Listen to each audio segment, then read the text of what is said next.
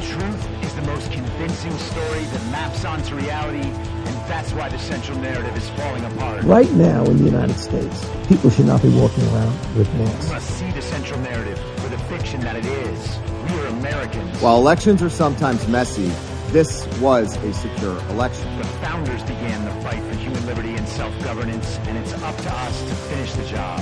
I'll tell you what, we are in a truth emergency right now. This is the end game.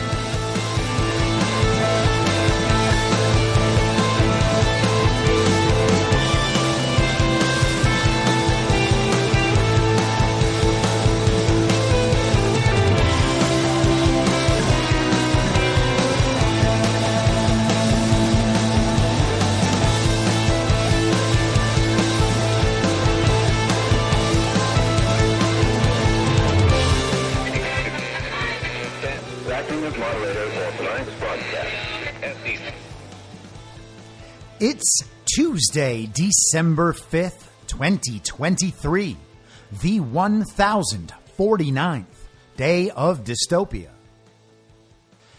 I'm your moderator, Chris Paul. Let's be reasonable. A warm welcome and hello to all of you listening to the podcast on the day of its release. The only way to do that is by becoming a paid subscriber at imyourmoderator.substack.com. You can do so for as little as $50 a year or $5 a month. And in doing so, you will be supporting me, the work I do, and this show as it expands. And if you can't, or you simply don't want to, continue listening to the podcast for free a couple days later on a wide variety of podcast platforms and, of course, Rumble. All I ask is that you share it with your friends. You can find the links to the podcast, the writing, the social media, and the merch site by visiting linktree.com/I'mYourModerator. So last year, as the narrative began to unfold around Vladimir Putin's very brutal invasion of Ukraine, it did not take long at all to see that most of what we were being told about that so-called invasion was absolutely false. They were just making it up.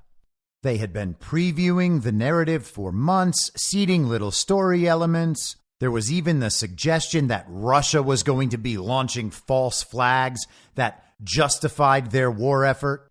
And soon after it began, we heard about Putin's goals and about peace negotiations and offers that were on the table and were being declined by the Western powers who were operating Volodymyr Zelensky, the great hero, the comedic actor in Ukraine. They were operating him as a little puppet. That became obvious. We found out about the bio labs, and then those were confirmed by none other than Undersecretary of State Victoria Nuland, whose husband, as we discussed yesterday, Robert Kagan, just wrote a massive op-ed for the Washington Post, spreading his globalist elite panic to the public about an impending Trump dictatorship. We saw the ghost of Kyiv. We heard about Snake Island. We heard about the girl rushing with her baby from the bombed out maternity hospital. And then we eventually found out all of those stories were false. We were told that the Azov battalion was not a Nazi battalion, even though the congressional record reflected discussions about Azov as a Nazi battalion, even though semi-mainstream reporting from the left wing described the Azov battalion as Nazis. We were told they weren't Nazis. And then we were told, yeah, I guess they are Nazis. But it's okay because the comedic actor is Jewish. Don't you understand? Nazis are okay if they're controlled by a Jewish person who the regime approves of. If Nazis are controlled by anyone else other than an at least partially Jewish person who has the approval of the regime, then the Nazis are bad. But that's not what we have here. This is one of those times where those Nazis are okay. We were told Putin invaded Ukraine unprovoked, just like he did when he stole away Crimea. And then the global regime cut off all their water and tried to kill everybody on that island. But we're not talking about Crimea. Let's talk about the Donbass, those independent regions. The media kind of forgot to tell us that. And then when they had referenda in those independent regions, asking the people of those regions if they wanted to join Russia, they all said yes. But the media told us, oh, that's just election fraud. They tried to tell us that Russia was going to take over Chernobyl and cause a nuclear disaster. And then they told us that Russia was taking over Zaporozhye, which they did. And they were attacking that nuclear plant, except Russia was actually running it and the Ukrainians were attacking it. And then we were told about how Russia was going to start a nuclear war. And then we were told that Russian missiles had gone into Poland and killed some people in Poland, and therefore Article 5 would have to be activated and the United States would have to come to Poland's rescue. Except that was Ukrainians who did that too. And then there was the Nord Stream 2 pipeline, that incident of international terrorism, which we were first told was carried out by the Russians. And then we found out it was actually US and UK intelligence involved in doing that. All the people who had said something would have to happen to that pipeline, those were the people who did it. But now, don't worry. It's quote unquote, not them. It was Ukrainians. In another incident of international terrorism, the Crimean Bridge was blown up. And we were told that was the Russians. And it turned out it was Ukrainians with intel help from the US and the UK. And you got to remember, of course, that all of that Five Eyes intelligence was handed over from the fake president Joe Biden to China, who then just went and handed it right to Russia. So Russia had access to all that Five Eyes intelligence the entire time. No wonder Ukraine is winning so hard. And we started sending them tens of billions, hundreds of billions of dollars, just hand over fist. Give these Ukrainians more money. We have to protect their very sovereign borders for the very brave people of Ukraine. It's not that we're defending a globalist proxy state, a hub for money laundering and human trafficking and drug trafficking and weapons trafficking and sex trafficking. It can't be any of those things. And biomedical research? No. We're defending Ukraine's very sovereign borders for the very brave people of Ukraine. And this project is so important that although those are indeed Nazis with a rich history of Nazism right in that country, it's like that particular part of Europe is their homeland or something. And everybody knows that's not true. It's the homeland of the Khazarian mafia, and there's no connection there whatsoever. But no matter how much money and how much weaponry and how many mercenaries were sent over to Ukraine, it just wasn't enough. It just wasn't working. Too much of it was getting skimmed off. Weapons were being sold on the black market. Money was being laundered to other places. We just kept giving and giving and giving, and what we were giving just never made it to where it was supposed to go. So Ukraine, they didn't have the success that everyone was told to expect. And very stupid people actually believed. They were told there's going to be a spring counteroffensive and we're going to take back all that territory from those Russians. In fact, what we're going to do is wear Russia down in a war of attrition and weaken their military to save the whole rest of the world. And we're going to use Ukraine in order to do that. That spring counteroffensive, that's going to be the difference in this struggle. And perhaps they had a spring counteroffensive, but perhaps not, because then we started hearing about a spring-summer counteroffensive. And perhaps that happened, but perhaps not, because then we started hearing about a summer counteroffensive. And maybe that happened. There's just no reason to believe it did, because nothing on the ground has changed, and Ukraine is still losing by unbelievable amounts. It's like they never even had a chance in the first place, and we were lied to about the whole thing. But wait a second, that spring-summer counteroffensive, oh yeah, all the planning for that was leaked out online before the counteroffensive happened. So Russia knew all those plans too. What a limited hangout that was. And over the months since, support for Ukraine has gone from everyone having blue and yellow flags on their houses and blue and yellow flag emojis in their social media profiles and every corporation changing their corporate colors to blue and yellow to now people really not caring that much, and an entire side of the Uniparty refusing to go along with the agenda of sending more money to Ukraine because it is such a toxic political issue in the United States now. And besides, they need to send money to Israel. Now, throughout this period of the very brutal invasion in Ukraine that began at the end of February 2022, we've seen a couple problems with how this narrative has unfolded. Now, we absolutely have the fog of war problem. There is no way for us to know that anything we've been told about that Ukraine event is verifiably true. There's just no way for us to know any of that. We're talking about a situation where the mainstream media had people on TV talking about Ukraine while holding wooden guns. We watched U2 go over and perform a special concert down in a subway that we were pretending was a bomb shelter, a bunker. Oh, they can't get us here. Bono just travels on over to Ukraine. Sean Penn just travels over and gives the comedic actor an Oscar. The comedic actor in his sweatsuit and his wife in couture do a fashion photo shoot for Vanity Fair, or maybe it was Vogue. Who cares? Our fake president, Joe Biden, he went over there for a meeting with the comedic actor. At least that's what we're told.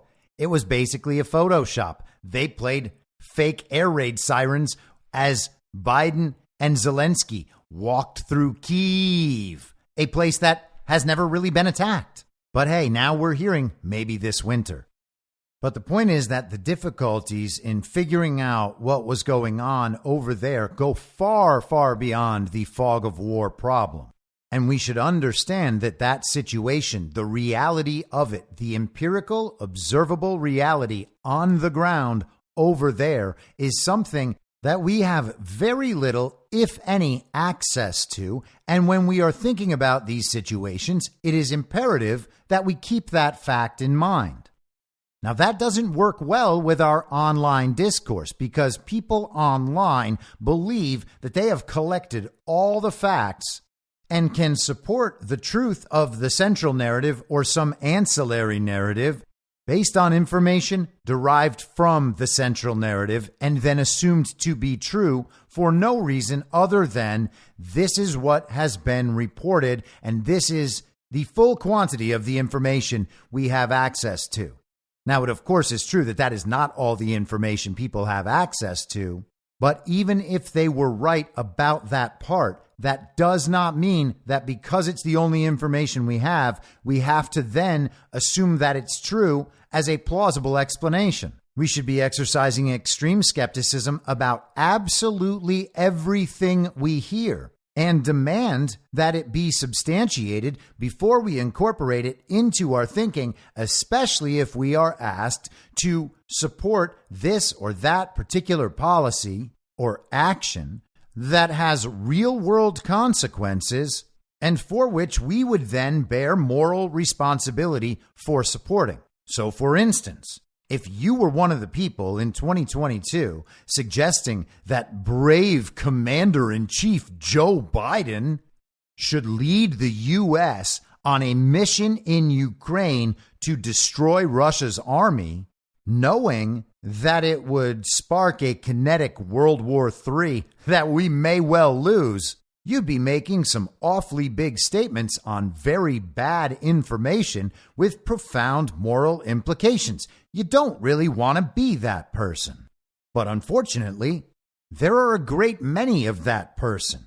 And despite the experience of 2022 and most of this year, when it comes to Russia and Ukraine, they haven't backed off that position at all. So we understand that we have a nearly opaque fog of war in Ukraine and in Israel, for that matter, when it comes to knowing exactly what is happening there.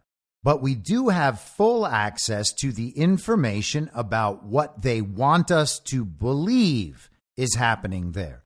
And by that, I mean the narrative as it unfolds from the mouthpieces of the regime, the global state propaganda media apparatus, and its reactions to any stories that might disrupt their central narrative, their official story.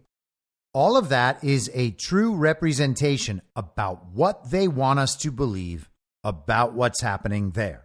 We can understand all of that as a true representation about what they want us to believe, and we can understand that a lot of people out there are going to believe all of those things. Or at the very least, they will try to. And the things they are supposed to believe that are in conflict, well, they're going to have cognitive dissonance over those things, and they might create a whole lot of nonsensical stories they tell themselves in order to make all of it make sense together, even though it can't possibly, because all of it is a web of lies, and anything new that comes out is just something they're using to plug a hole between their other lies, a new lie to fix the problem with the old lies. They hope people will just incorporate that and keep moving on, because all of it is so confusing. Now, because people believe these official stories, these parts of the central narrative, it is essentially guaranteed that people out in the world will act on these beliefs that are continually produced through the consumption of the official stories that make up the central narrative. They will continue trying to learn all of the details of these stories, and they assume that once they know all of the details, they know as much as a person could know, and they will feel highly informed. And as someone who is highly informed and highly attentive to the issue, they will feel like they're in a pretty good position intellectually and morally to make moral judgments about right and wrong, who should live, who should die, where the wars should start, and they feel adequately prepared to answer questions like, how many people is it reasonable to kill in response to this thing that happened? And their answers will generally be like, oh, well, how many would have been rational to kill back in World War II to prevent the rise of Hitler? Hey, who are you saying is Hitler in this situation? Is it the people supporting Nazis? Oh, no, it's not? Okay, well, I personally am not going to engage with that blatant retardation, but you are welcome to hold on to it. Those people are the absolute worst because they look at the collective narrative distributed by the global state propaganda media, and they will assume that what is being communicated to them, what the regime wants them to believe, is actually the best possible information they could get, and the recommended solutions are very likely the most rational based on this information. They have no idea what's actually happening, but they are sure that the thing the regime wants them to believe about what's happening must be happening, unless someone else, of course, can disprove it based on information from the same sources. Any inconsistencies are chalked up to human error because, of course, all these people are really trying their best. Now, a lot of people understand this dynamic and don't trust the media, at least not to the extent that standard issue villagers do, but they still assume that the media must be sort of right. They could never be making up the whole thing. They might be exaggerating here or there. They might be treating opinion as fact. They might be leaving out whole chunks of information, and certainly anything that might disprove what they're saying otherwise. They try to draw conclusions for their reader, passing them through the most biased lenses anyone could ever imagine. But they couldn't possibly be making up the whole thing, right? Well, the answer is, how would we possibly know? They absolutely could be making up the whole thing, and they could convince people of a whole lot of things that aren't true at all. And we've seen that happen over and over and over again the past few years. They absolutely could be making it up from the bottom up. We're talking about people who still pretend that masks worked and still pretend that Joe Biden got 81 million real lawful American votes. They could absolutely be making the whole thing up. The only thing we can really do is watch what they are attempting to do with the narrative. What do they want us to believe? How do they want us to feel about it? And what action are they telling us we should take or support in the real world? I would argue that is about the extent to which any of these situations are knowable. And because that's all we really have to go on, I would also argue that that's the part we should be interacting with to try to understand, because from that we actually can learn quite a lot about people's intentions and their goals and the agendas they support and their affiliations and alignments. And when we understand that, we can better process the things they're saying, which allows us to better understand potential realities that they might be looking to cover up. We can see where they're drawing attention or where they might be hoping to deflect attention. I have argued, as have many in my Badlands cohort, that we should be primarily focused on interacting with the narratives as narratives, because they are essentially doing PR. They are launching advertising campaigns to get us to essentially purchase certain beliefs and certain belief systems so that we will take certain actions and support certain actions by them that help them advance their overall global agenda and the buy-in to that agenda. If we want to stop what they are doing in reality, we have to understand what they're trying to do in reality. And in reality, they are trying to shift the collective mind into certain beliefs, certain belief systems that will ultimately support their agenda. Now, I preface all of that to talk a little bit about where we are in the Israel narrative and how to process this narrative as it unfolds. As we saw with Vladimir Putin's very brutal invasion of Ukraine, there are people who are engaged with the official story and parsing the details of the official story basically 24 hours a day, all the time, now for nearly 2 months. We're 2 days away from the 2-month anniversary of when the paragliding go-karts attacked the Desert Rave, and now we have World War III on our hands. There are people who have been looking at the very most minute details of every single story that emerges about that situation, and everyone who's interacting with the granularity of this narrative as it unfolds believes that their first reaction that very first day continues to be reaffirmed and proven again and again and again and again and again. Whatever they thought on that very first day, now they believe with this story as it has unfolded every day, they are more right every day than they ever were before. And this is exactly the same as what happened throughout Putin's very brutal invasion. And we have come to find out that all of those people who were absolutely obsessed with the granular details of every story that emerged from Ukraine were almost exclusively wrong about absolutely all of it, every step of the way, every day, every moment of every day, all the time. They were wrong about the big picture. They were wrong about every single little picture. And despite all of that, they are still engaging with the granular details of every piece of that story. And now they're doing the same thing about Israel, believing there's no way that they were wrong about Ukraine. And because of that, there's no way they're going to be wrong about Israel. And because we're talking about the Jews being attacked, their loud and vocal support for the comedic actor and the Nazi battalions he was controlling is not in any way in conflict with calling everyone who fails to support them now a Nazi sympathizer or a Holocaust denier or any other brand of bigot or fool or anti-Semite or Nazi. Today we have the illegitimate U.S. House of Representatives voting on a GOP resolution condemning anti-Semitism, and in the resolution it actually states that anti-Zionism is anti-Semitism. And of course, that's not true at all. To the extent that anti-Semitism is even correctly defined as being anti-Jewish, which is incorrect already, there are, as we've discussed before, a great many Jewish anti-Zionists.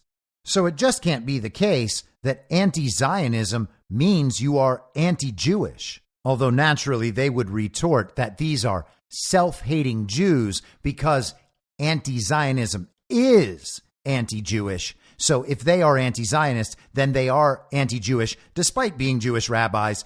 It's just that they really, really hate themselves. Now, one might quickly realize, wait a second, isn't self-hatred the sort of thing one could produce with communist ideology? And you might say, yes, that's exactly what happens with communist ideology. It's not really what happens when fully committed to a faith-based belief system centered around God, but let's just leave that aside. Anti-Zionist Jewish rabbis argue that the creation of a Jewish state is expressly forbidden in their religious doctrine. They claim that Zionism itself, which is the support of a Jewish state, is an inversion of their religious beliefs.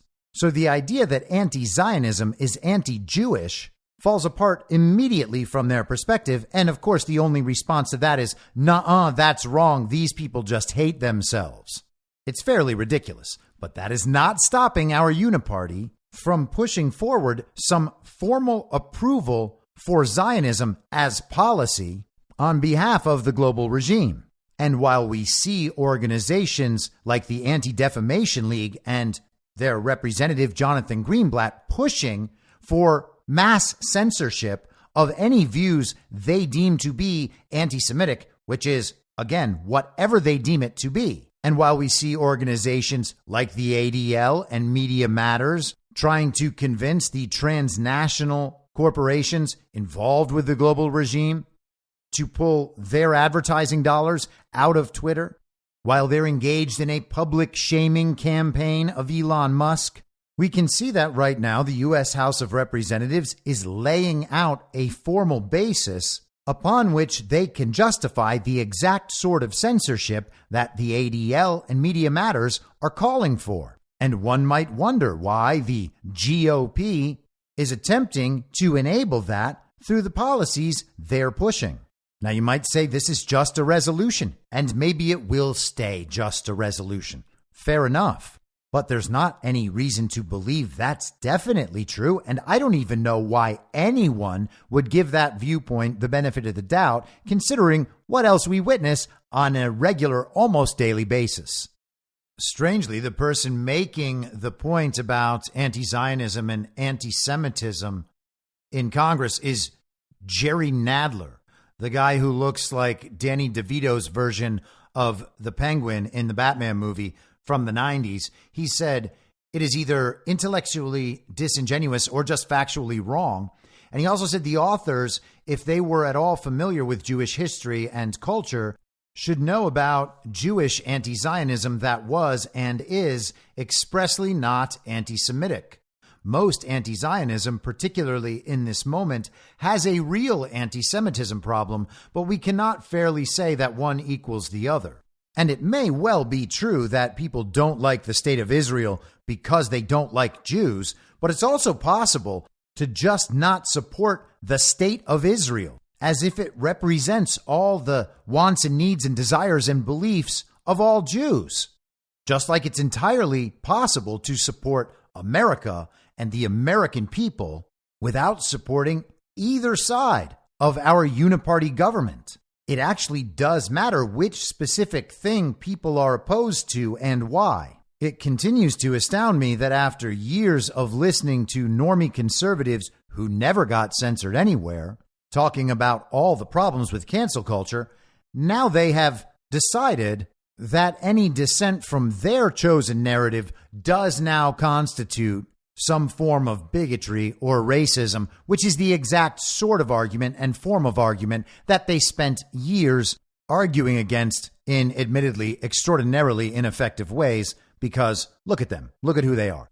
They don't know how to win arguments, and they're not honestly trying to win arguments. They're just trying to play their side of the controlled opposition dynamic, which is why over decades now they have simply let the country collapse and have accepted America's decline as it's subsumed by this global regime because, of course, they profit from it and they're happy overall to support the global narrative.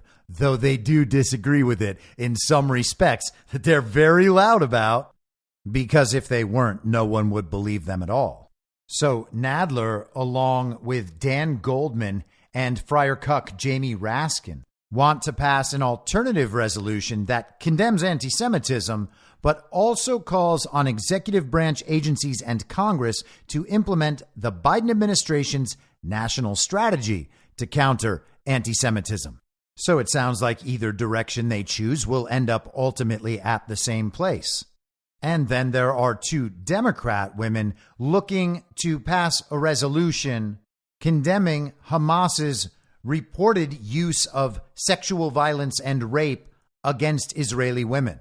And of course, we have to believe all of the stories, all the official stories from the central narrative to be true as reported in order to support any of this, and then assume that people we know to be corrupt political criminals and liars are, in this case, acting out of the goodness of their own hearts. When you understand there's no possible way that's happening, then you must wonder, what else are they trying to accomplish here? And does that justify the exploitation of these reports of heinous crimes and brutality?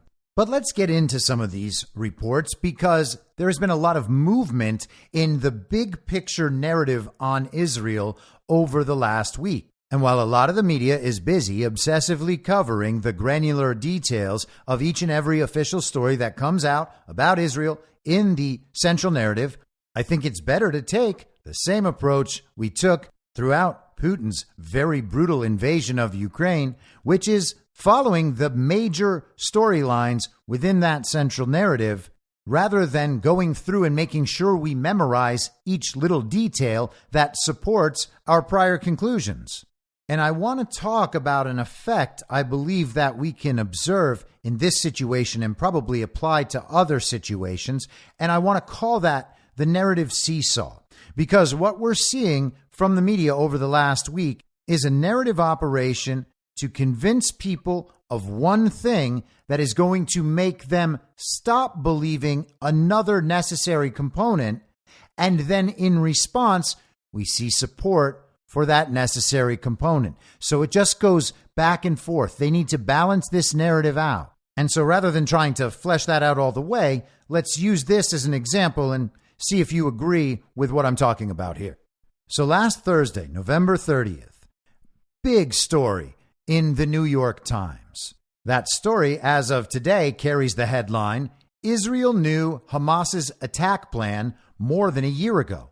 So that was published by Ronan Bergman and Adam Goldman on November 30th, 2023, and it has been updated a few times since, the most recent being December 2nd, 2023. The New York Times also has on their website a shorter version of this that links to the full article, and that version carries the headline, Israel had a blueprint for the October 7th attacks a year ago. Officials dismissed it. But let's get into a bit of this story. I understand it was last Thursday, and some of you may have gone through this. We talked a little bit about it on Friday morning on Badlands Daily, and a little more about it on Saturday night's Devolution Power Hour. But it's an absolutely crucial piece of what I'm talking about, and a crucial piece of information to know if you're following along with this story. And regardless of how much of the official story is true as reported, if it is at all, everyone should still pretty easily understand why the story itself is important, because this is all a lead up to World War III, ultimately, if they can get it. Israeli officials obtained Hamas's battle plan for the October 7th terrorist attack more than a year before it happened. Documents, emails, and interviews show. But Israeli military and intelligence officials dismissed the plan as aspirational, considering it too difficult for Hamas to carry out. And so we were told right from the beginning, this is Israel's 9/11. And what do we know about 9/11? Osama bin Laden determined to attack America. That was from a presidential daily briefing, we were told. George Bush had that information, we were told. George Bush also had the information that Al-Qaeda might hijack American jet planes and fly them into buildings as an attack. So George Bush and his administration, Condoleezza Rice, Donald Rumsfeld, old Dick Cheney, they had access to the intelligence that, if properly acted upon, may have saved the country from that devastating event and, of course, saved the lives of all those who were killed in that event. And very sadly, it might have saved all the lives that were lost as a result of the reaction to that event and that 20-year Middle Eastern war that flushed U.S. blood and treasure down the drain and created yet another globalist proxy state over in the Middle East, a hub for all sorts of crime, money laundering, all sorts of trafficking, exposed in many places, but also in General Michael Flynn's Afghanistan papers. Countless lives were lost on all sides. The human death toll is extraordinary, and it could have all been prevented if those in charge had properly analyzed and properly responded to that intelligence that they had in advance. Now, of course, that perspective is part of that same controlled opposition dynamic. You have to have some level of buy-in to the underlying story to even think that makes sense. And if you're someone who believes that that was an inside job on some level and not just the level where it was, quote unquote, allowed to happen, then being previously warned about planes flying into buildings doesn't really matter. A warning about a plane flying into a building, for instance, wouldn't make a difference in the Pentagon scenario if no plane flew into that building. And there is at least ample reason to believe that no plane did.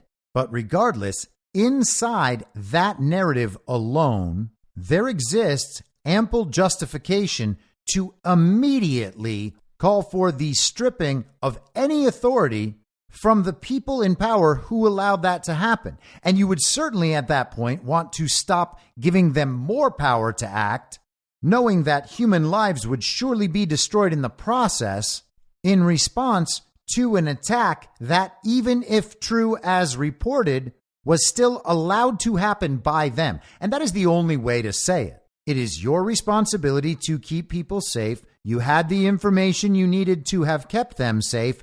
For whatever reason, the information wasn't taken seriously. And then somehow, on the world's most secure border, paragliding go-karts were allowed to fly over and commit atrocities. If there was some 9/11 style attack on America, and we might yet get a story about false flag attacks that happen here that they may say are on par with that. They tried to say the very violent insurrection was on par with that. So it's entirely possible that in 2024, they will try to have a mirror event of that. Now, I hope that's not the case, but it certainly is possible. And if something like that happened, we can bet our lives we're not going to be told the truth about it, especially not right away. Were we then to hear that Joe Biden, the president, knew about those attacks in advance of those attacks, it would be awfully silly to think, Joe Biden, that fake president, that's the guy we need at the switch when considering who we need to kill in response. We wouldn't think that. In fact, our response would be, and even many of the people who cast their quote unquote vote for Joe Biden, they would very likely blame him for the attack as well. It would be awfully hard for Joe Biden to garner support from the American public for any recommended response overseen by him after allowing an attack like that to happen, especially with his extraordinarily diminished stature as an illegitimate president and an incompetent one at that. But back to the New York Times. The approximately 40-page document, which the Israeli authorities codenamed Jericho Wall, outlined point by point exactly the kind of devastating invasion that led to the deaths of about 1,200 people. And it's worth noting that originally, for the first month, that number was 1,400 people. The whole time, 1,400. They have revised that down to 1,200. Now, perhaps you don't think it's a big deal to be wrong about something like that. Could just be human error. This is actually an example of their honesty and attention to detail, that they would revise it down, knowing that it makes their case sound less severe. But let's go on. The translated document, which was reviewed by the New York Times, did not set a date for the attack, but described a methodical assault designed to overwhelm the fortifications around the Gaza Strip, take over Israeli cities, and storm key military bases, including a division headquarters. Hamas followed the blueprint with shocking precision. I mean, for real. If we had watched the attack play out in the narrative and then they had written this Jericho Wall document about how the attack would be, it couldn't have been any more accurate. And hey, take a second with it. You'll get it. The document called for a barrage of rockets at the outset of the attack, drones to knock out the security cameras, and automated machine guns along the border, and gunmen to pour into Israel en masse in paragliders, on motorcycles, and on foot, all of which happened on October 7th. You see what I mean? It's like this document, they just followed this blueprint exactly, and Israel's defense forces, the most expert group of border defenders in the world along the world's most secure border, just couldn't stop this plan that they already had. That was carried out so exactly. It's as if they read the news reports from the future and wrote down what those news reports said as their battle attack plans, and then it played out just like that in the future.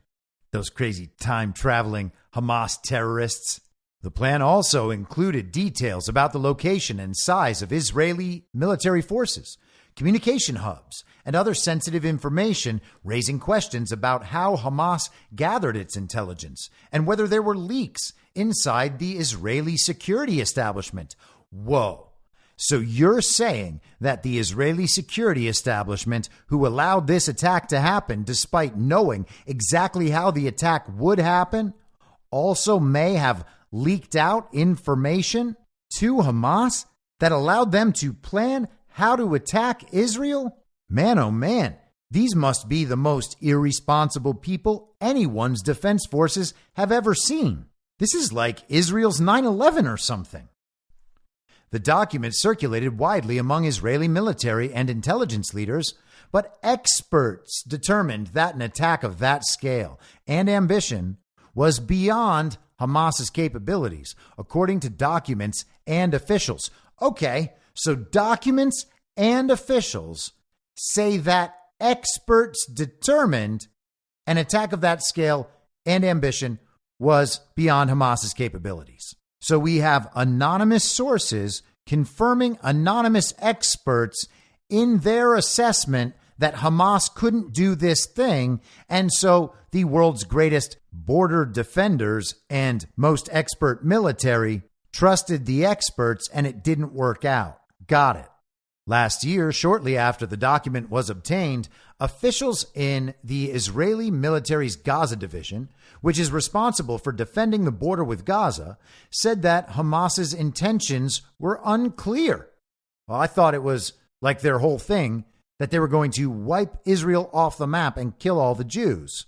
I've been told that that is literally the only reason they exist. It's in their founding documents and everything. So it would seem like that was their intention, and they had this document, this Jericho Wall document, that explained how they were going to put this intention into practice, and it was ignored because they were trusting the experts. It is not yet possible to determine whether the plan has been fully accepted and how it will be manifested, read a military assessment reviewed by The Times. Then in July, just 3 months before the attacks, a veteran analyst with Unit 8200, Israel's signals intelligence agency, warned that Hamas had conducted an intense day-long training exercise that appeared similar to what was outlined in the blueprint. So they had the plan for a year, and then a few months before the attack, they actually had intelligence that Hamas conducted an exercise to practice what they were then going to do in October. But a colonel in the Gaza division brushed off her concerns, according to encrypted emails viewed by The Times. Now, you might be saying, who's the her in this situation? Well, that is the veteran analyst with Unit 8200. And you are a sexist for not immediately understanding that. And then a colonel in the Gaza division brushed off this strong woman's concerns. Probably was an old white man in the Gaza division. I utterly refute that the scenario is imaginary, the analyst wrote in the email exchanges. The Hamas training exercise, she said, fully matched, quote, the content of Jericho Wall. It is a plan designed to start a war, she added. It is not just a raid on a village. Now, I can't wait to see the Hollywood film made about this Israeli intelligence analyst, this veteran who knew about the war and tried to warn people, but was thwarted by her older male colleagues. And she's definitely going to be played by Gal Gadot. I'd be surprised if this movie's not already in the can. Hopefully it'll come out next year on either July 4th or September 11th. I bet it'll be inspiring to women everywhere.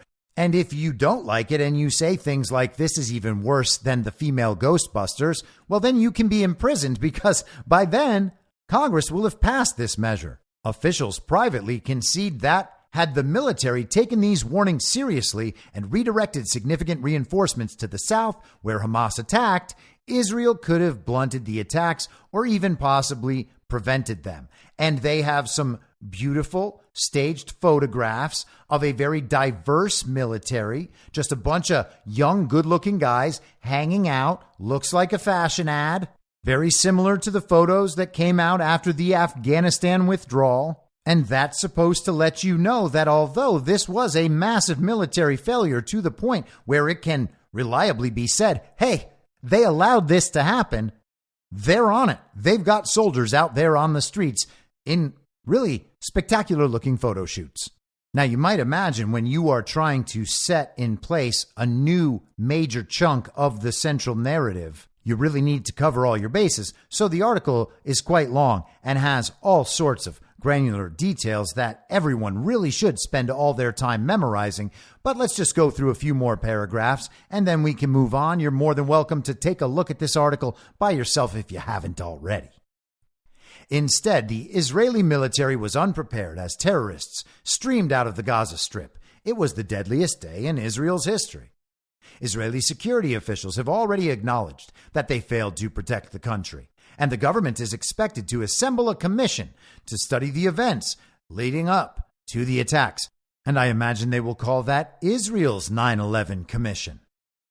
The Jericho Wall document lays bare a years-long cascade of missteps that culminated in what officials now regard as the worst Israeli intelligence failure since the surprise attack that led to the Arab-Israeli War of 1973. It was an intelligence failure, and the only response is to indiscriminately kill as many people as necessary until they feel like justice has been served and any areas needed for future infrastructure projects have been totally decimated and cleared out. And if they're able to start that kinetic World War III that they weren't able to start in Ukraine, well, hey, so be it. Everything is warranted considering what has happened. This was, after all, Israel's 9/11. Underpinning all these failures was a single, fatally inaccurate belief that Hamas lacked the capability to attack and would not dare to do so. That belief was so ingrained in the Israeli government, officials said, that they disregarded growing evidence to the contrary. And it actually sounds in some sense like the New York Times is talking shit to the Israeli government. Like you thought Hamas wasn't tough enough to do something like that, but they were. They sure were. The Israeli military and the Israeli Security Agency, which is in charge of counterterrorism in Gaza, declined to comment. Officials would not say how they obtained the Jericho Wall document, but it was among several versions of attack plans collected over the years. A 2016 Defense Ministry memorandum viewed by the Times, for example, says Hamas intends to move the next confrontation into Israeli territory. Very specific. So there were several different versions of attack plans, and they went with this one. And no one can say how these plans were obtained, but there's absolutely no way that they were just recently written after this whole thing happened and that the New York Times is just laundering all of this as historical documents that the Israeli military and, of course, Benjamin Netanyahu had access to. Such an attack would most likely involve hostage taking and, quote, occupying an Israeli community and perhaps even a number of communities. The memo reads, the Jericho Wall document, and by the way, Jericho Wall document, that is great branding. That is the sort of thing that people will remember, and they'll just refer to it knowing that all that information about what it is packed inside. It's now something that exists among the set of things that, quote unquote, everybody knows. Oh, the Jericho Wall document. Everybody knows what that is. It will just exist as shorthand. Named for the ancient fortifications in the modern-day West Bank. The document was even more explicit. It detailed rocket attacks to distract Israeli soldiers and send them hurrying into bunkers, and drones to disable the elaborate security measures along the border fence separating Israel and Gaza. They thought of everything. Hamas fighters would then break through 60 points in the wall, storming across the border into Israel. The document begins with a quote from the Quran. Surprise them through the gate. If you do, you will certainly prevail. The same phrase has been widely used by Hamas in its videos and statements since October 7th. So you get the picture. They had plenty of warnings about each and every aspect of this attack. In fact, this attack plan was followed so exactly, it's as if you might as well have run the whole attack and then just written this document to encompass everything that was reported by the media, so that everyone who understands there is this document thinks, well, they did say they were going to do all these things that we've been told they eventually did. So it's definitely true that they did all these things as reported, as they had planned. And all we need to understand about this is that it's Benjamin Netanyahu's fault, because all of this could have been prevented if people had just listened to that strong woman, that analyst in Unit 8200. But the last couple paragraphs here. The failures to connect the dots echoed another analytical failure more than 2 decades ago, when the American authorities also had multiple indications that the terrorist group Al-Qaeda was preparing an assault. The September 11th, 2001 attacks on the World Trade Center and the Pentagon were largely a failure of analysis and imagination, a government commission concluded. The Israeli intelligence failure on October 7th is sounding more and more like our 9/11, said Ted Singer, a recently retired CIA official who worked extensively in the Middle East. The failure will be a gap in analysis to paint a convincing picture to military and political leadership that Hamas had the intention to launch the attack when it did. So let's think about this whole situation, just really quickly recap what this situation looks like from the good twin, evil twin perspective, rather than the more normie perspective, where what we have are individual countries and entities that all act independently of everything else, independently of some larger plan, some larger geopolitical construct, and certainly no World War III on an information level. So we understand that the state of Israel, as created by the global regime, has a major element of global regime infiltration and influence in the country. And that is entirely distinct from the Israeli people or the Jewish people and what they might want, and the factions of that government that align with the interests of the Jewish people and the Israeli people, and not the global regime, the evil twin as represented in Israel. We know that leading up to these events, there was a color revolution being staged by the global evil twin in Israel with the goal of taking out Benjamin Netanyahu.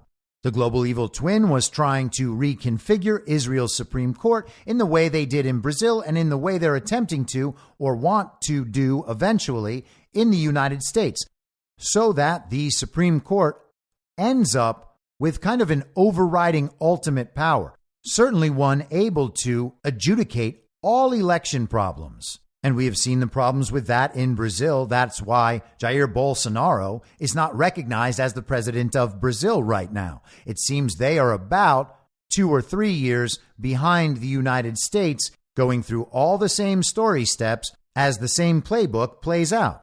So the global evil twin was already trying to take out Benjamin Netanyahu.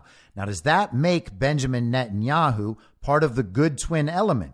Maybe, maybe not. We leave all options open and watch as the emergent reality we can detect from the narrative as reported maps onto our understanding. We know they wanted to take him out, and now the responsibility for this October 7th issue is going to be laid at Netanyahu's feet. CanCon and I were going through this on Friday morning on Badlands Daily. I had not seen this article on Thursday, and a few paragraphs in, my first response was, oh, this is clearly just an effort to take out Benjamin Netanyahu. Because I think the natural reaction to hearing that the government and the defense forces had allowed this attack to happen would be to say, well, the buck stops with Netanyahu. It has to, right? So this is ultimately his fault. And whatever happens, he needs to be held accountable. There's also plenty of reporting that says when this war effort is over, Benjamin Netanyahu will be out. And so the idea is that Benjamin Netanyahu wants to keep the war going so he can remain in power. And that, of course, is a very silly narrative. That is the sort of thing they would say about Donald Trump to undermine his authority while he is in power. They're saying he wants to hold on to power so badly that he is willing to commit all kinds of further atrocities in order to keep that power. But assuming that this New York Times report is true and assuming that you want to hold somebody accountable, he's probably just about number one on that list. Certainly among public figures, it would be Netanyahu. Now, the other reaction that people might have is to think, well, if they allowed this to happen and they are acting like that's not what happened, like this is all about Hamas and their incredible attack with these paragliding go-karts, and that's what justifies the Israeli response, well, maybe that Israeli response isn't justified because we weren't given the right understanding of what happened in the first place. I mean, if the evil twin faction in Israel allowed this to happen, and the evil twin faction is also responsible for the Muslim Brotherhood, which birthed this Hamas terrorist thing, well, then that begins to sound like the evil twin faction in Israel and the evil twin faction as represented by the Muslim Brotherhood and then Hamas worked together to create this event because this event allows them to achieve goals that make up part of their overall global agenda, whether those are about creating space for infrastructure projects, whether they're about resources and transportation routes, or whether they're about overthrowing and replacing governments. Kamala Harris and Hillary Clinton are both out there talking about how the Palestinian Authority needs to be put in power there. The global regime clearly wants governments it can control on both sides, and to the extent they don't think they can control those governments, they're going to do anything they can to undermine that which they cannot otherwise control. That is what we saw them doing with Benjamin Netanyahu before this incident, and now we see a clear effort to take Netanyahu out. And of course, we know there have been multiple cycles, multiple reruns of this story, placing that responsibility. In the Jerusalem Post on November 19th, the headline was IDF commanders ignored lookouts' warnings over Hamas massacre. So just like 9/11, we're being told there are all these different instances of signs that pointed to an attack about to happen. And they knew exactly how the attack would happen. But whoops, they just missed it. Whose fault is it? Well, it's very likely Benjamin Netanyahu's fault. The Jerusalem Post, back on October 12th, reported that Israelis blame the government for the Hamas massacre and say Netanyahu must resign. They reported that an overwhelming majority, 86% of respondents, including 79% of coalition supporters, said the surprise attack from Gaza is a failure of the country's leadership, while a staggering 92% said the war is causing anxiety. So 8% of Israelis apparently don't even feel anxiety about this war. That should make you question a lot of things, but let's leave that aside. Almost all the respondents, 94%, believe the government must bear some responsibility for the lack of security preparedness that led to the assault, with over 75% saying the government holds most of the responsibility. A slim majority of 56% said Netanyahu must resign at the end of the war, with 28% of coalition voters agreeing with that view. So the rationale for the response in the immediate aftermath is now being buttressed by these new reports. It's saying, you thought Bibi was bad and responsible right when it happened? Well, check this out. They actually knew for a year, and they didn't stop it from happening. And it really is kind of strange that none of these news organizations ever take that next step and say, well, if they allowed it to happen, is there any chance that that was actually coordinated? Is this something that both sides actually wanted to happen so that they could exploit the situation for whatever needs they might have? Why don't they ever explore that territory? Oh, yeah, it's because it's so evil that no one could ever do that. Therefore, it doesn't happen. You can't just go around admitting evil like that. Then people might understand, whoa, there is real evil in the world. Thank goodness those people on TV who tell us it's not happening will protect us. Now, within 24 hours of that report dropping from the New York Times, we got headlines about how the ceasefire between Israel and Hamas had been broken. This is Time magazine on December 1st, why the Israel-Hamas ceasefire was destined to fail. As a week-long truce between Israel and Hamas ended Friday, with Hamas firing a barrage of rockets into Israel and the Israeli military renewing combat operations in the Gaza Strip, one thing became abundantly clear. The war won't be ending anytime soon. Despite a pause in fighting that stirred hope among some that the beginning of the end could be near, the two sides have reignited the conflict. We are ready and preparing ourselves to keep on this mission for as long as it takes, says Richard Hecht, an Israeli Defense Forces spokesperson. Each side blamed the other for the breakdown in negotiations. On Thursday, Hamas killed 4 Israelis in a terrorist attack in Jerusalem and launched more rockets into Israel, which Israel said violated the ceasefire. By Friday, Israel struck Gaza with a series of air raids and announced plans for a high-intensity operation to target Hamas installations in the southern part of the Strip. The IDF also released a map to lead Palestinian non-combatants out of harm's way. The war's toll on civilians in Gaza has been an intense concern for the international community, with the Hamas-run Gaza Health Ministry claiming more than 15,000 Palestinians have been killed in Israeli airstrikes. Those figures do not distinguish between civilians and combatants, and if you can't distinguish, well, then you have to assume that they're combatants. So it's really just 15,000 Palestinian combatants.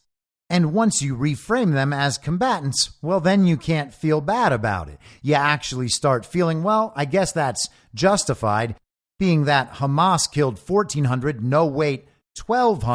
Israelis on the day of the attack of the paragliding go-karts.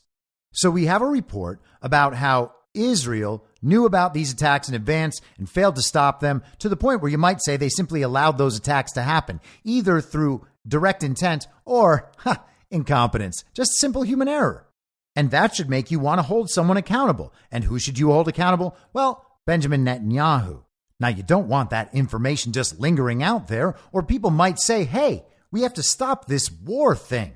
It doesn't sound like it's justified in the same way as it did before, now that you have told us it's actually Israel who allowed this to happen. It makes it a lot harder for us to support the indiscriminate killing of whoever they want until they decide that justice has been served. Or at least they've cleared out enough territory for infrastructure projects.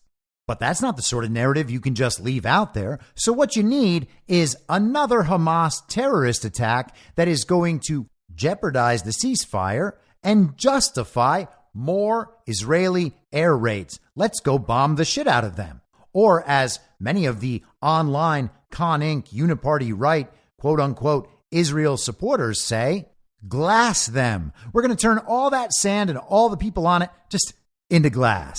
We're going to make it hot enough down there that you could melt steel beams, but not, stunningly, terrorist passports. So the ceasefire ends, the war keeps going. Who wants the war to keep going? Benjamin Netanyahu, the one who didn't stop the attacks in the first place. And the global state propaganda media has no problem supporting that viewpoint. Sure, Benjamin Netanyahu is bad and he didn't stop the attacks and he wants the war to continue to stay in power. But the truth is the war has to continue because it is so justified. And look at that. Hamas just did another terrorism and now we have to.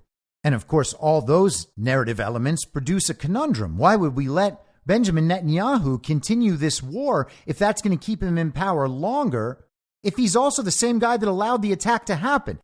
Do we just need to stop the war until we figure this whole thing out? Well, we can't do that because Hamas did a terrorism, and that would keep Netanyahu in power. What do we do? Man, it kind of seems like maybe we should just shut this whole war thing down. And so over the weekend, a new line of this drama began unfolding. The journalist Aaron Mate from Gray Zone, who we mentioned yesterday, who Matt Taibbi mentioned as one of the organizations censored by the government and quasi-governmental organizations listed in the CTIL files and elsewhere, Aaron Mate tweeted, "There are only outlandish stories like this from a purported male witness who uses odd language to describe, quote, a beautiful woman with the face of an angel, end quote, being raped by, quote, 8 to 10 Hamas militants.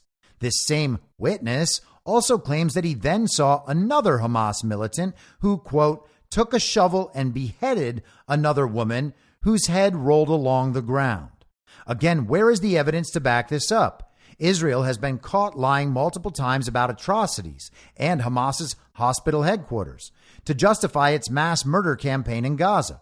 And stories like this are only starting to surface now. It seems clear that this is yet another fabrication in the service of genocide." And he attached a piece from the New York Post. Now, there are a lot of questionable facts, in quotes, about this Israel story, the same way there were about Ukraine. And to the extent that people are taking sides, the sides people are taking are almost in all cases aligned with the sides they took regarding Ukraine and Russia.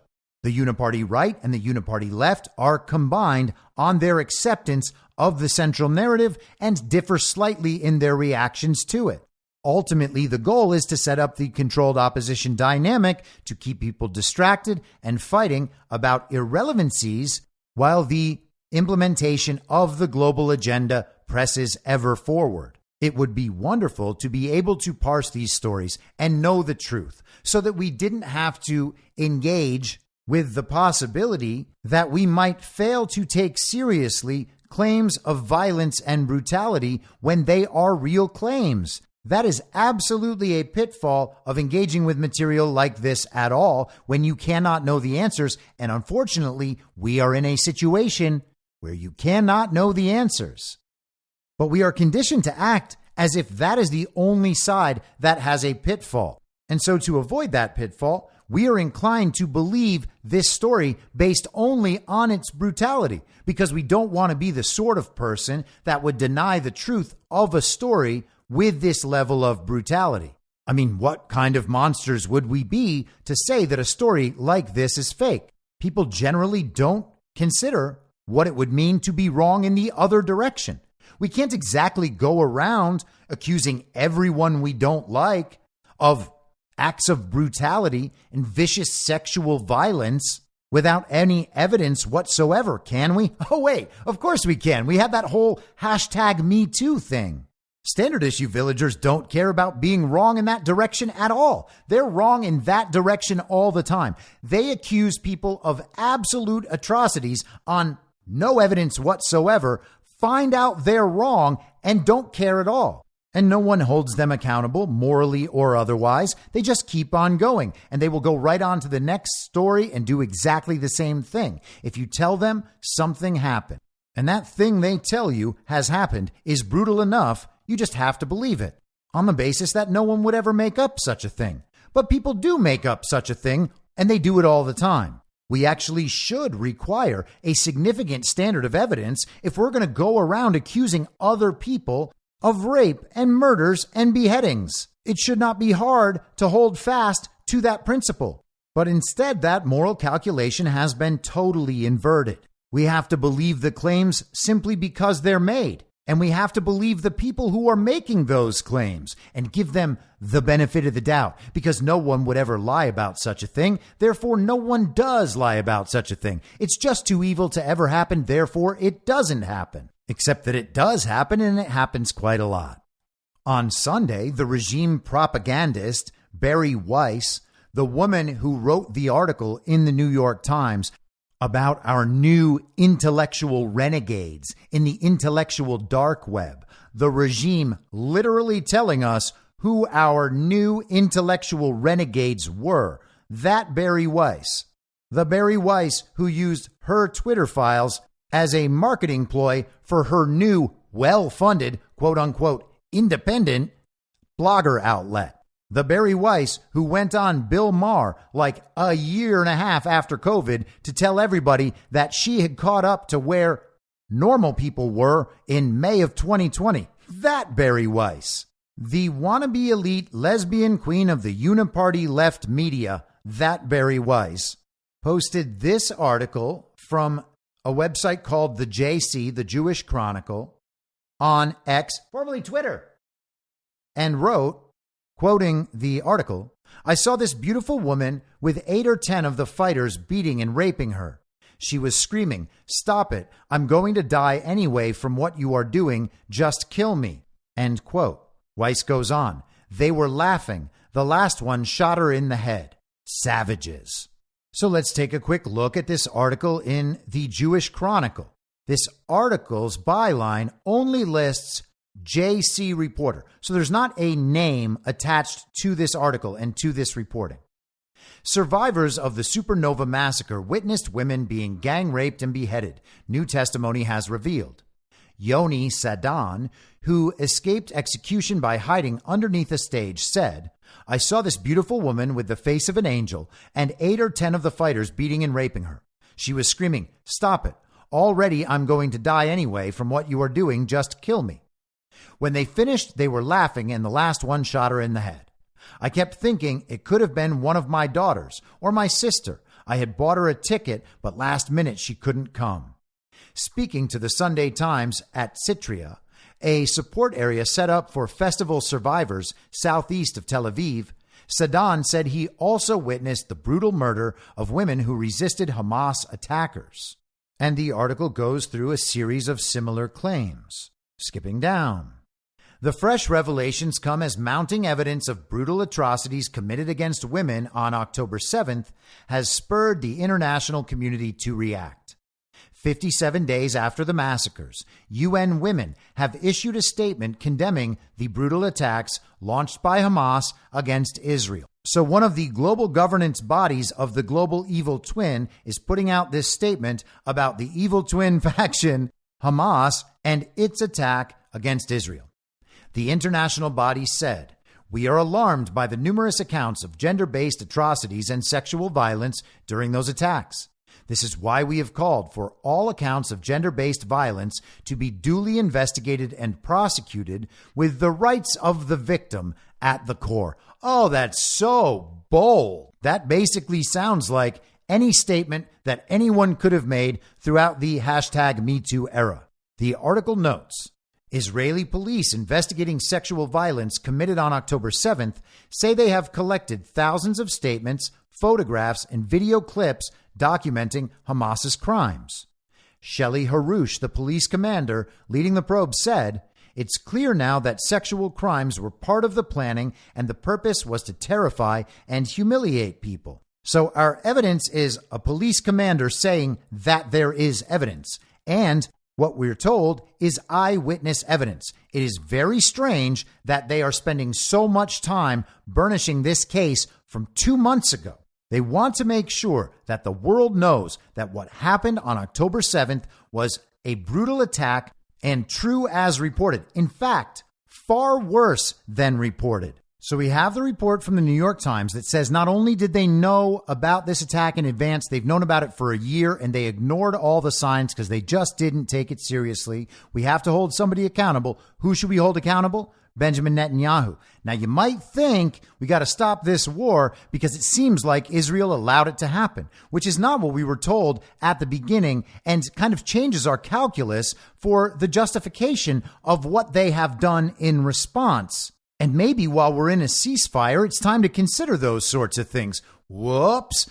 Hamas did another terrorism. Now the ceasefire is over. It's all happening again. And it's even more deserved than before because they broke the ceasefire through another terrorism.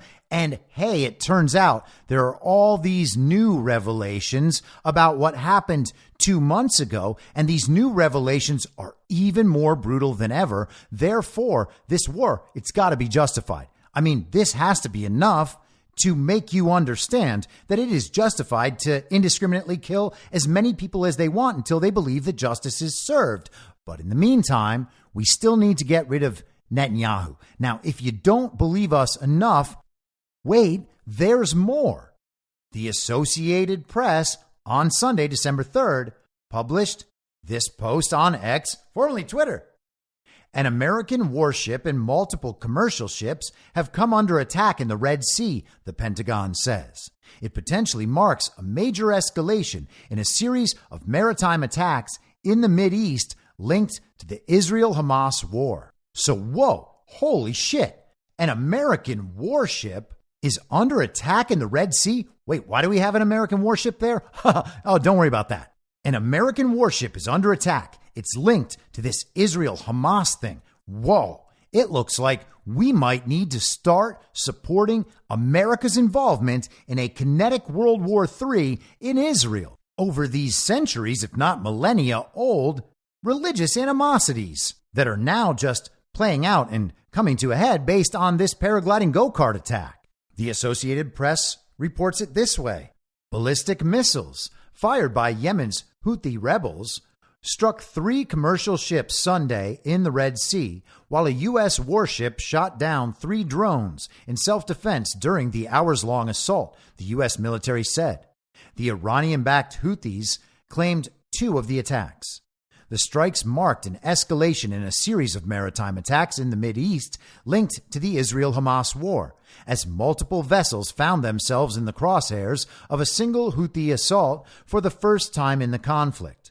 The U.S. vowed to, quote, consider all appropriate responses, end quote, in the wake of the attack, specifically calling out Iran after tensions have been high for years now over Tehran's rapidly advancing nuclear program.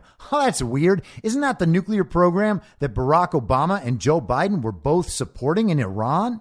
Is that the same Iran regime they were sending all that money to, or is this a different one? These attacks represent a direct threat to international commerce and maritime security, the U.S. military Central Command said in a statement. They have jeopardized the lives of international crews representing multiple countries around the world. It added, we also have every reason to believe that these attacks, while launched by the Houthis in Yemen, are fully enabled by Iran. Well, now it's getting real. Did they actually attack a U.S. warship? No, it turns out they didn't, but it was close. Houthi rebels were attacking 3 commercial ships, a U.S. warship in the Red Sea for whatever reason, shot down a few drones, but all of this is Iran's fault, and if we go to war over this, I guess it's justified. I mean, this is getting really close to attacking the United States, or at least a U.S. warship that's over there for some reason. So we have this story that places all of the blame on Netanyahu. He is who should be held accountable for the failure to stop these attacks, even though these attacks have provided so many opportunities. Sure, they were already staging a color revolution to get Netanyahu out of office, but knowing that he's responsible for allowing these brutal attacks to happen, Israel's 9/11, well, he definitely has to go. But does that mean that we have to stop the war? No, of course not, because Hamas did a terrorism. Now we have new information about the brutal sexual violence they engaged in. You can't dispute that story despite the lack of evidence, because if you do, you're a monster. And the truth is, they're getting pretty close to attacking America, too. So you got the Seesaw going down. Oh, this is all Netanyahu's fault. They actually allowed this to happen. I don't see how we can allow this war to continue. And then the seesaw begins going back up. Hamas did a terrorism. The sexual violence was way more brutal than anyone could have ever imagined. And now they're basically attacking Iran. Now, all this information should make someone think, gosh, this sounds like an absolute mess. It doesn't sound like we're being told the truth by any of these sides. I don't know how we could possibly support further indiscriminate killing of whoever they decide they need to kill until justice is achieved. It should make one wonder about all that and maybe be a little hesitant about encouraging more killing, but it doesn't, because the seesaw comes back down, and what you end up with are the two things the global regime actually wants: get rid of Netanyahu, keep the war going. And you might think, would they really run this whole narrative operation just to create public support for both of those agenda items? Get rid of Netanyahu, keep this war going? The answer is yes, but let's support that answer. Yesterday in Reuters, Turkey's Erdogan says Israel's Netanyahu will be tried as a war criminal. Turkish President Tayyip Erdogan said on Monday that Israeli Prime Minister Benjamin Netanyahu would eventually be tried as a war criminal over Israel's ongoing offensive in the Gaza Strip, while slamming Western countries supporting Israel. Turkey, which supports a two-state solution to the decades-old conflict, has sharply criticized Israel over its campaign in Gaza, launched in response to militant group Hamas's rampage on October 7th. More than 15,500 people have been killed in Israeli air and ground attacks, according to Gaza's health ministry. In a speech to an Organization of Islamic Cooperation committee meeting in Istanbul, Erdogan said the Western nations supporting Israel were giving it, quote, unconditional support to kill babies, end quote, and were complicit in its crimes. Beyond being a war criminal, Netanyahu, who is the butcher of Gaza right now, will be tried as the butcher of Gaza, just as Milosevic was tried, Erdogan said, in reference to Yugoslav ex-president Slobodan Milosevic, who was tried for genocide, crimes against humanity, and war crimes at a tribunal in The Hague. Those who try to skip over the deaths of all those innocent people by using the excuse of Hamas have nothing left to say to humanity, he added, referring to Western powers, which he said were, quote, blind and deaf. Unlike most of its Western allies in some Gulf states, NATO member Turkey does not view Hamas as a terrorist group and hosts some of its members. Erdogan, whose ruling party has Islamist roots, said a so-called contact group of Muslim countries, which was formed by the OIC and Arab League last month to hold talks on Gaza with Western countries and others, would continue discussions until the fighting in Gaza stopped, but added more must be done. We must absolutely evaluate the United Nations Human Rights Council and the International Criminal Court within this framework, he said, adding Israel's nuclear arsenal must not be forgotten. Erdogan, who has long called for the United Nations Security Council to be reformed to be more inclusive, also said that the UN had failed the test in Gaza and called for an urgent reform, repeating that the Security Council's 5 permanent members, the United States, Russia, China, Britain, and France, did not represent the world. The sincere efforts of Secretary General Antonio Guterres were sabotaged by the Security Council members, he said. None of us have to accept this system. It is not possible for such a structure to bring peace or hope to humanity. Now, I agree with him about the UN. The UN is a disaster, but the perspective is an interesting one to incorporate within the central narrative. He is saying that Netanyahu is bad not because he allowed the attacks to happen, and not for any of the reasons that the global regime might want to take Netanyahu out through that color revolution so they can reform the Supreme Court. He's saying Netanyahu is bad because of how extreme the response has been. But that extreme response is what a lot of the uniparty right, the Con Inc. media, the influencers in our country have been supporting explicitly, saying that Israel has the rationale and the justification to do as much of that sort of response as they want. And of course, they don't care at all what the opinion of Erdogan of Turkey actually is, despite the fact that he is the leader of a major Middle Eastern nation directly involved in the regional politics of all this, and a member of NATO. Erdogan himself is a bit mysterious in terms of good twin, evil twin stuff, at least in my current understanding. But all of this is information among other information. It allows us to learn about Erdogan and Turkey. It allows us potentially to learn about Netanyahu in relation to Turkey or relative to his own position in that good twin, evil twin dynamic. But no matter what, all of these narrative pieces seem to be supporting the two parts of the global regime's agenda that they believe are necessary. Remove Netanyahu, keep the war going, at least until their objectives there are accomplished, like making sure their leaders controlled by them, are in place on all sides. And finally, let's add this layer on. This is from yesterday on defense.gov, the website of the U.S. Department of Defense. Israel, Ukraine, Taiwan support ironclad, but Congress could help, Vice Chairman says. The Defense Department provides security assistance to Israel, Ukraine, and Taiwan, but Congress could pass a budget with supplementary funding that would ensure robust continuation of that support, said Navy Admiral Christopher W. Grady. Grady, Vice Chairman of the Joint Chiefs of Staff, spoke today at the Atlantic Council, the globalist Atlantic Council, the Vice Chairman of the Joint Chiefs of Staff. That's who's saying this. Continuing resolutions are not where we want to be. We need stable and predictable funding for Israel, Ukraine, and Taiwan, but also for DoD readiness and modernization, he said. So the continuing resolutions, those are the funding bills that keep getting passed through Congress. Mike Johnson just put one through a couple weeks ago. But as we discussed, those didn't make people happy.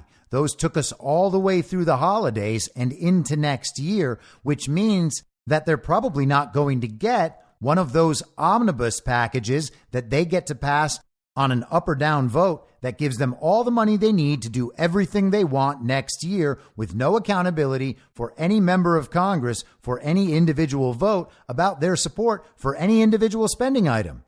So what Grady is saying here is that he doesn't want that to be the process. He wants to know that everything they could ever need for Israel, Ukraine, and Taiwan is available.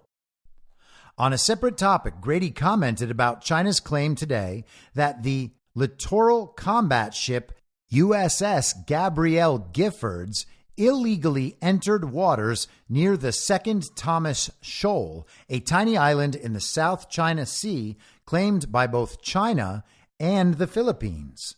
Gabrielle Giffords, of course, by the way, is the woman who was shot in that incident where the media and regime assets pretended Sarah Palin's map with little targets on it caused that gun violence, so he had to take away everybody's guns, and her husband happens to be the corrupt and installed senator from Arizona, Mark Kelly. Grady said the United States will continue to operate in international waters in accordance with international law, and that includes the South China Sea as well as the Taiwan Strait. The U.S. is blessed to have allies and partners in that and other regions, he added. It's a strategic advantage that China doesn't have.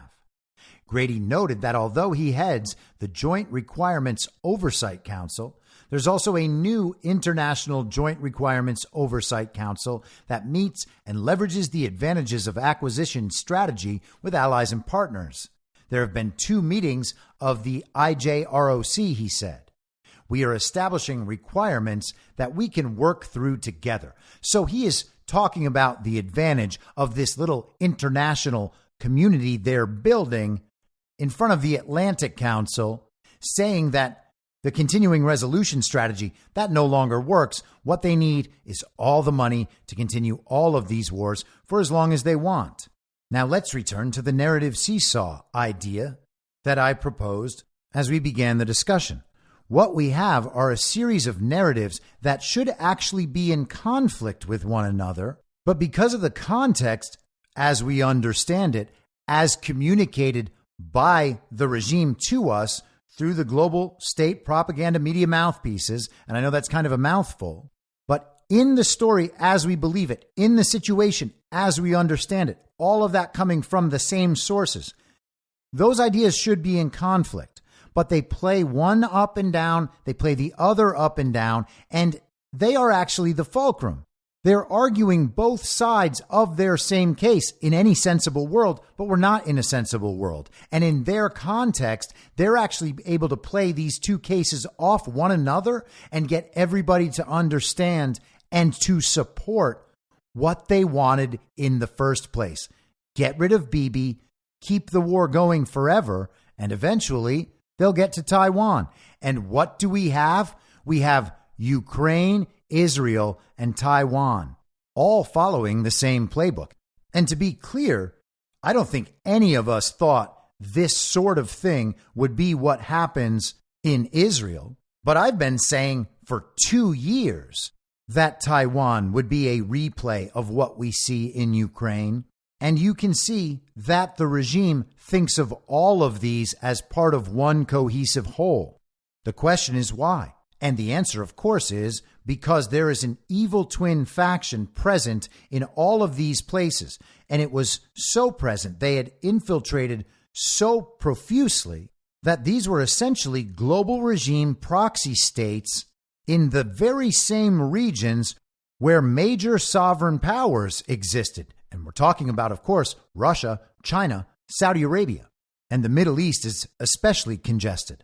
But these globalist proxy states are being removed in the vicinity of these major, theoretically, sovereign powers. That has to happen. It always had to happen. And it's quite easy to see with the good twin, evil twin paradigm, rather than engaging with our old understanding of how the world works, which makes absolutely no sense and just leaves you bouncing up and down on that narrative seesaw as the global regime's agenda continues to advance.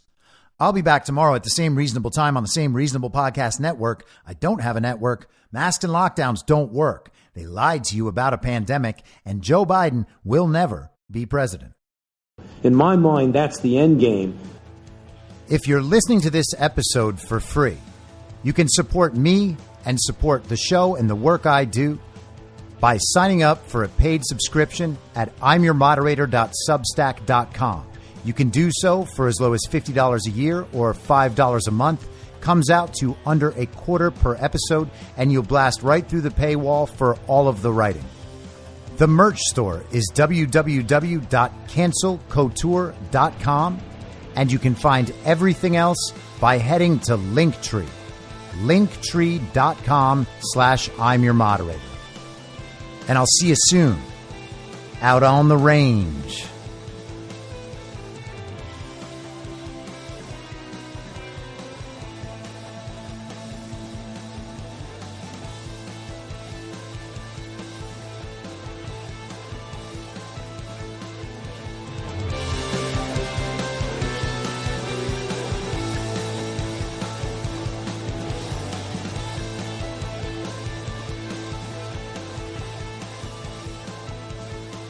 It's hell!